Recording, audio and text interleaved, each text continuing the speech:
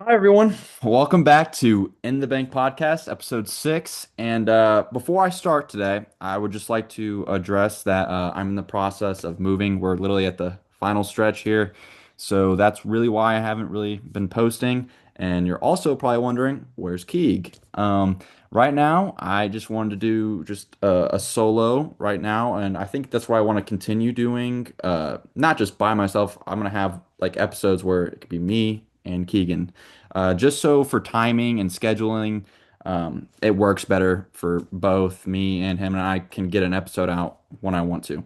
Um, also, I want to try to get on a specific time, especially when I do move to my next place. And I think what I'm really wanting to try to do, at least for me, at least solo, I want to try to at least get an episode in before like one Wednesday and then maybe one with Keeg Saturday, and then I can record and then figure out how I want to publish and post those.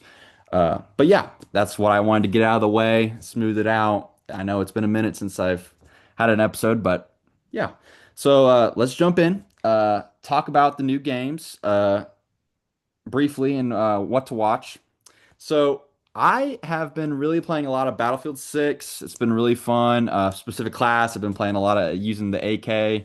It's been really, really fun. Gauntlet mode is one of my favorites. Me and my buddies have really been enjoying that. It's kind of like a, and then the Battle Royale mode is really, really fun. But Gauntlet is just a mixture of game modes you do, and it's basically like kind of like a Battle Royale where squad stands, but it's like different game modes to move on to the next round. You have to make a certain amount of points.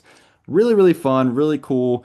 I'll tell you that much. Way better than Call of Duty. That's for sure. I don't know if any of y'all seen the ending of the campaign or any of that, but it looks absolutely atrocious and ridiculous. Uh, but that's why we have Battlefield 6. I also wanted to talk about a show that I've really been enjoying, and that has been Pluribus. And I hope I'm saying that right. It's the new Vince Gilligan show, person who made Breaking Bad and Better Call Saul, and it was really, really good.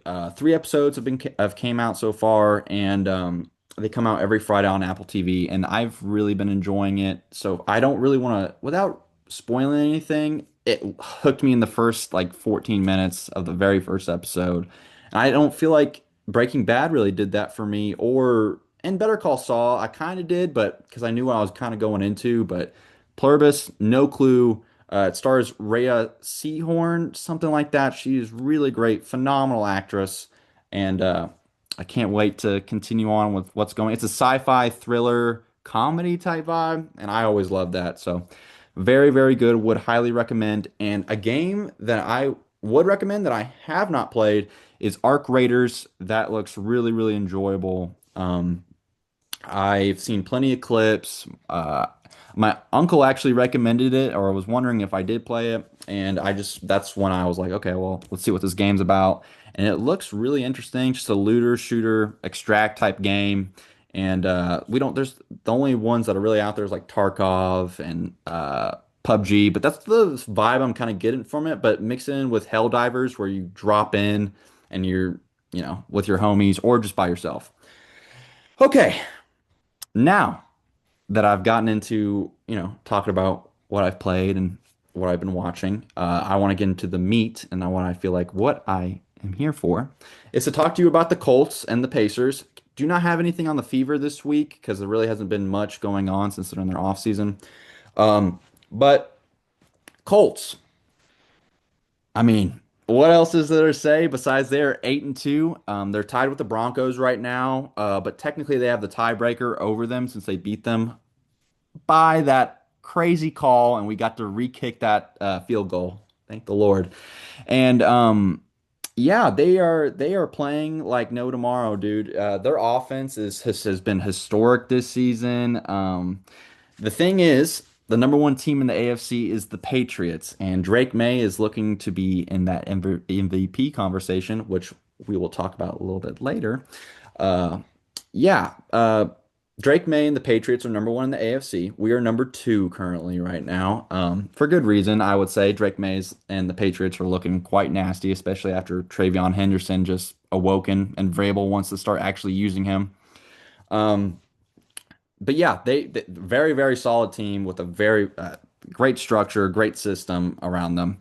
But going into the MVP conversation, we're gonna have to talk about Jonathan Taylor. And I think that can be, it's not uncomfortable anymore. I feel like that, like maybe in the first 5 game, or sorry, in the first like 6 games, people were like, okay, JT for MVP, but it wasn't like a really serious conversation until here recently. I feel like after dude has 15 touchdowns, 1,189 yards, and that's total.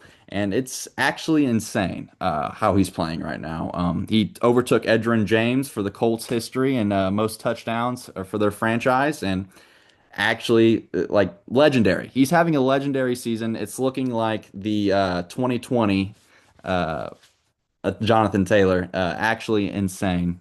Um, and he's only gotten 189 attempts. So, and I mean, watching the game, Shane Steichen loves the pass. He needs to run it a little bit more. I think he's starting to let that click a little bit more, especially with how Jonathan Taylor's been playing. You cannot like not hand him the ball. I mean, especially with our offensive line, how we've been playing. The only team that was able to stop us is the team that decided to wake up and play that week, which was the Steelers, because that defensive line all of a sudden wanted to play. And I understand the Steelers are a good team, but they're so iffy. Um, Sauce Gardner trade. So it's been a little bit since that. So Sauce Gardner trade happened. That was huge. Awesome news to hear. We gave up, what was it, 2 first round picks, and then Adonai Mitchell or Adonai Mitchell, however you want to say it. He looked absolutely awful on the Jets. The thing is, I hope nothing but the best for him, but he could not catch a ball that whole game. But I mean, it is the Jets, so I mean, Justin Fields being your quarterback doesn't really help. So.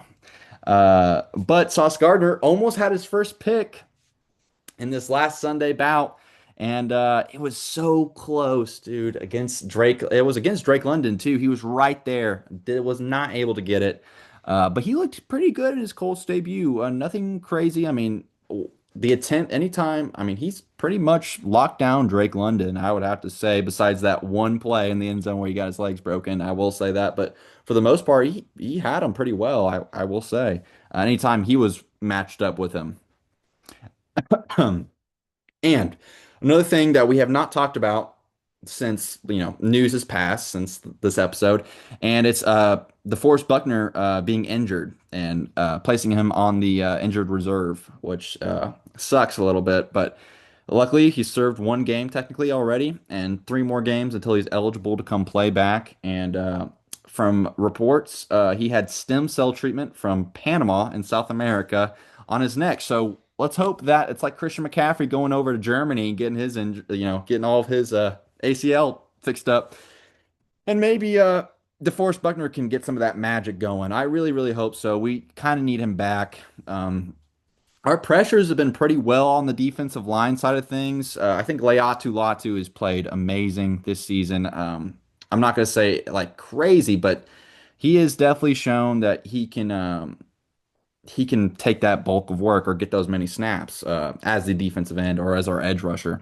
And uh, Grover Stewart's been playing well, but we definitely need DeForest Buckner to help all those guys on our defensive line to just to get more bodies on him and to focus more on him so we can get to the quarterback as much as possible. Um, but other than that, for the Colts, I think we have been playing absolutely amazing this next coming Sunday, and we are playing the. Oh no, we actually are on a bye week this Sunday. I totally forgot about that. Yeah, we are on our bye week, and we don't have to worry about that. So that's nice. So we can rest up, get up. That's another game for DeForest Buckner to get that off the injured reserve. It's just a bye week, so it's uh it's awesome to be a Colts fan right now. I really have to say. So moving on from the Colts, who have been amazing, onto the Pacers.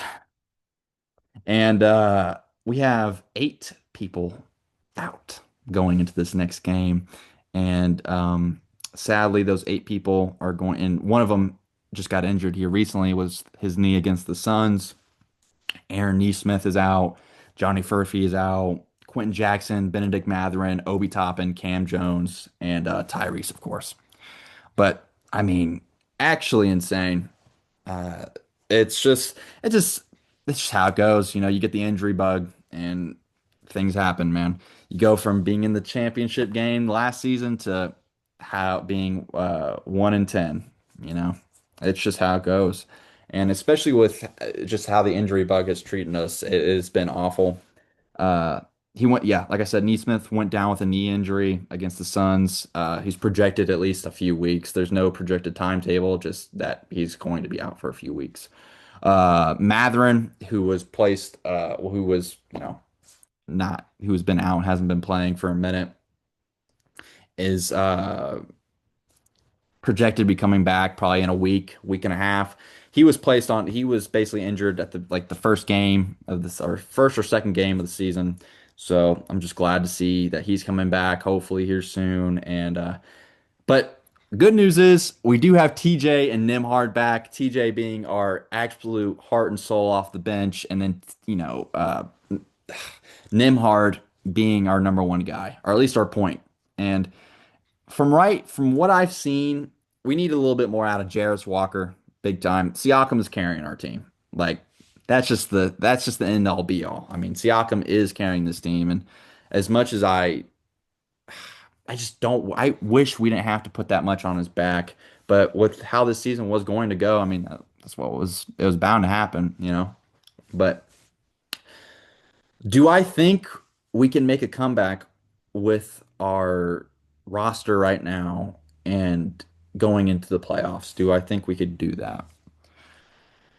It really just depends on how fast everybody can get healthy and really I mean, are they hungry enough basically? Are they really wanting to, it's just, can everyone bite down and build off of this? Can TJ get everybody in those, especially those rookies? We need Cam Jones to step up and not be injured. He needs to be out there. I mean, you're especially as a rookie, you have to get your playing time, man.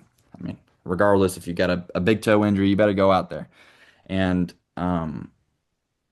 yeah, I think our team is built to make a comeback. Just is are we healthy? That's the big thing. And right now that is not the case. So uh hopefully, but if it stays how it is currently, we will not be making the playoffs. That is for sure. Uh but other than that, I just wanted to come back and have an episode 6 out for y'all. Like I said at the beginning of the this episode, I apologize that I haven't really been saying anything, keeping communications with my Instagram. Even if I just have 35 followers and just with my friends, you know, I just want to be able to do something. And this is definitely a hobby of mine. So, of course, family and moving and everything, like this is going to be put on the back burner. And I just want that to be known that I will be posting here more, hopefully, and especially after I get settled, it's going to help out a lot. So, uh, thank y'all. This is episode 6 of In the Bank podcast, and I hope y'all enjoyed. See ya.